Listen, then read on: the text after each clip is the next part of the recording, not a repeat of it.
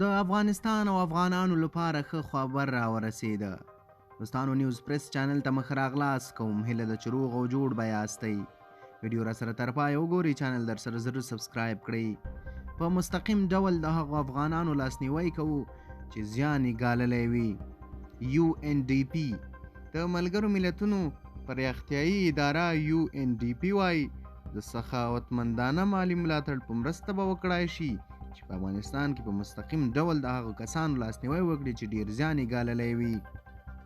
د ملګرو ملتونو پراختیایي اداره UNDP وایي تر دې مخکې د ملګرو ملتونو د بشري مرستو د همغږۍ ادارې یو چا خبرداری ورکړی و چې افغانستان کې 40 میلیونه کسان چې دغه هیواد 65% نفوس جوړوي بشري مرستو ته اړتیا لري او له دې ډلې 9 میلیونه له قحطۍ سره مخ دي.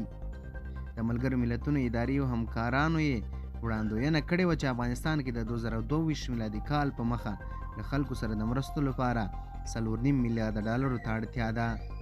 بلخوا د ملګرو ملتونو دغه پراختیایي اداره یا UNDP سخاوتمندانه مالي ملاتړ په مرسته غواړي د افغانستان خلکو سره په مستقیم ډول مرستې وکړي او د دوی لاسنیوی وکړي چې زیان یې لیدلی وي. دوستانو تاسو د دې مرستې په اړه څه نظر لرئ؟ خپل نظر ما سره ضرور شریک کړئ.